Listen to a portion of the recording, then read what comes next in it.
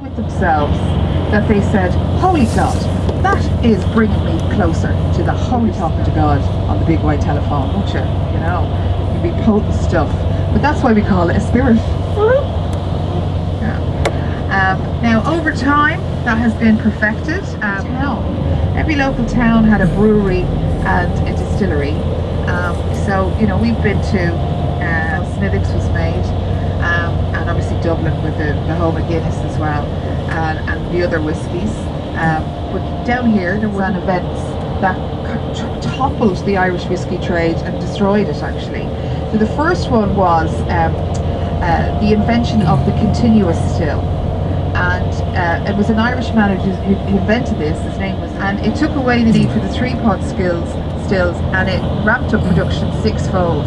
But they were purists, and they said no, we don't want that. But the Scots said yes. So labels on them, like if they're on the bar, they just have a white label and it'll say Irish destroyed because people thought it was bad. Okay, but they weren't drinking the real deal. And the other thing that happened was our own independence. So after 1922, when we broke away from what was then the British Empire, a lot of the Commonwealth markets were closed to us. Tariffs, folks. There's a huge amount of tariffs levied against Irish goods, selling into Canada, Australia, India, the West Indies. There was a time when they said the British Empire, the sun never sets on the empire, which meant that you could go anywhere in the world and you would be in British territory and it would be daylight. A little clearing in the road, and that's where they put up the stand and they put the goat on it, and there's some photographs on the outside of pubs of this event, you know, closed to traffic, and all of the streets here would have street traders on them, and people milling around having a good time, enjoying the social side of the end of the harvest season.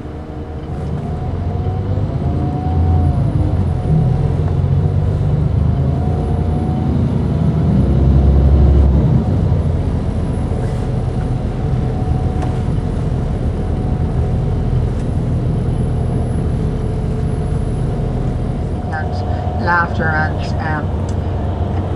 in and around food, which is the way that our experience at the medieval banquet will be.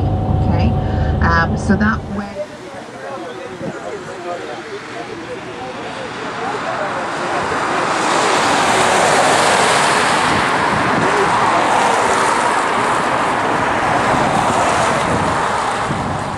Oil or some kind of central heating system with radiators, and the heat escapes through the windows because windows maybe are single pane. So what to do then? You get the lower down in the ABC range.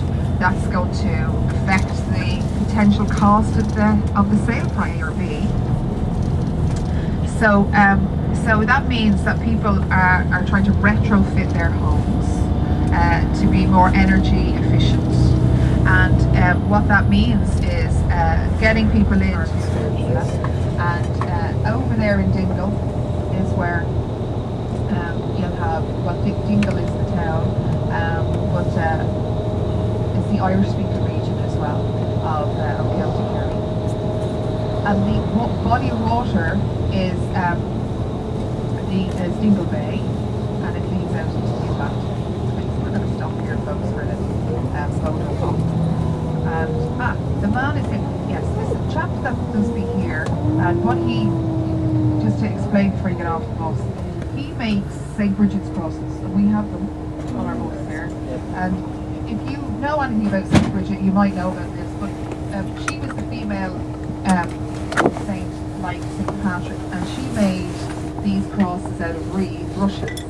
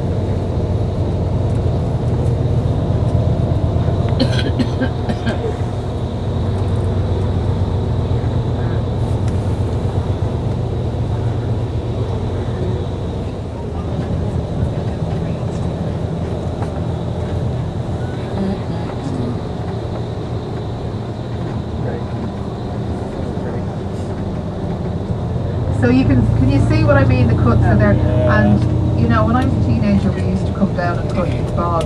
Well, I speak Irish. That in some way or less, and his uncle paid for O'Connell to be sent to France.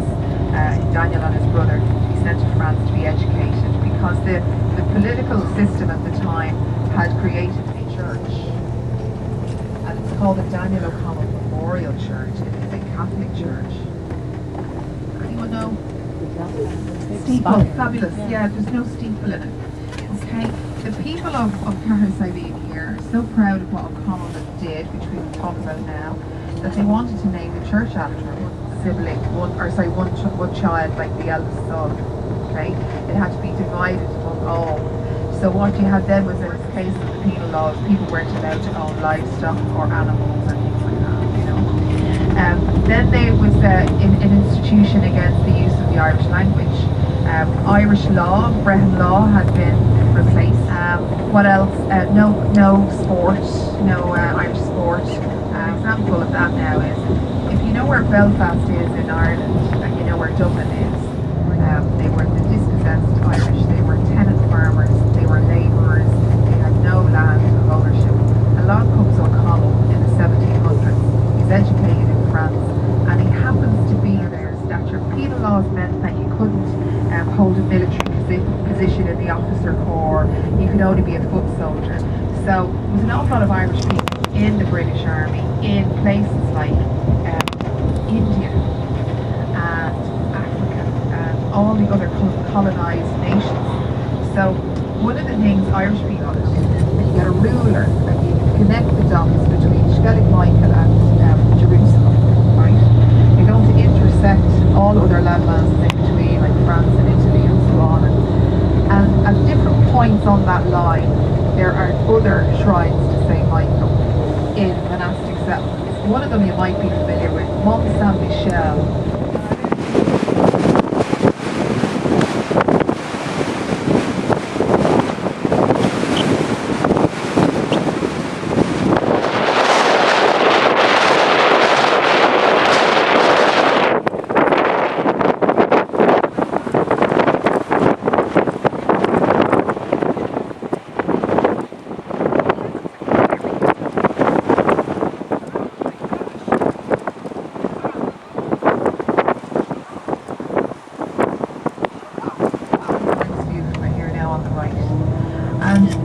You're looking at now, the height of it is low.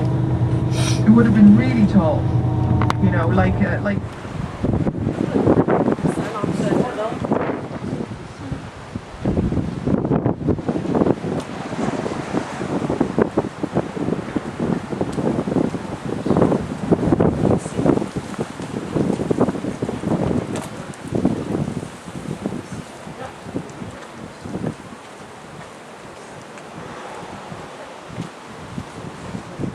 as an overback.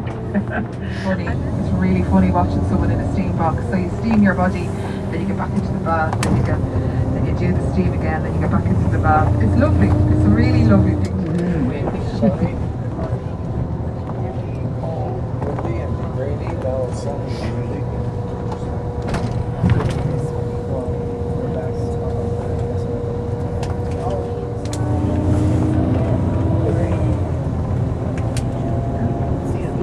Look at that for a beach, everyone. Carrick Cove.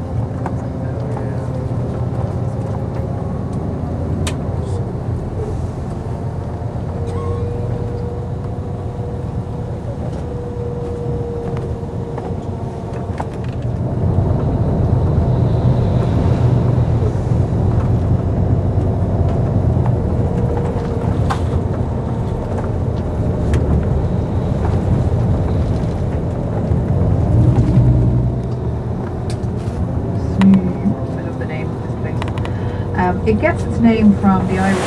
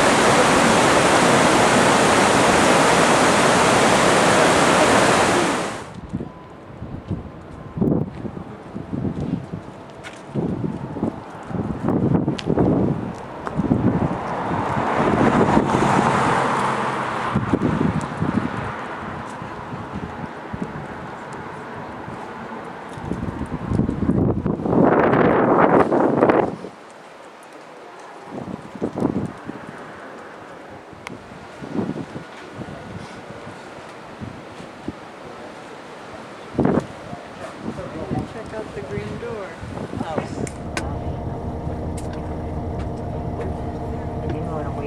That's a full rainbow. That's a full rainbow. Yes, it is. Irish stew. I love lamb. beautiful. Oh, look at all these shapes. Can't tell on the camera, but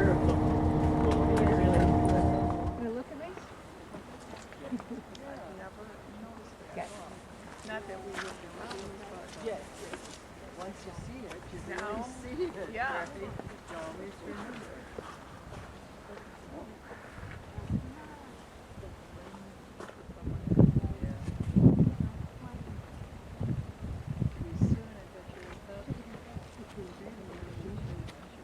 Right? Like something. Not when we're ready to see them, they're not here. They're so abundant. Like especially when it was raining and stuff. Here I am. Hello.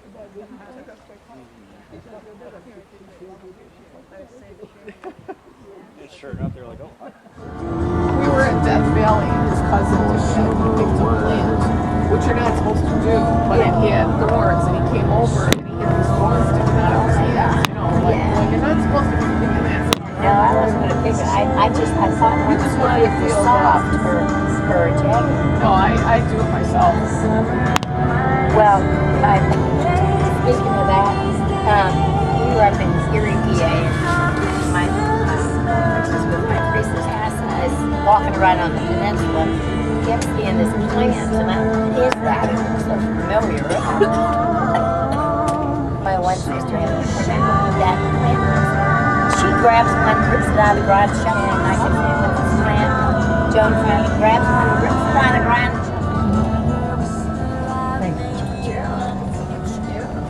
Yeah, it's in good shape. That's gotta be pretty. Yeah.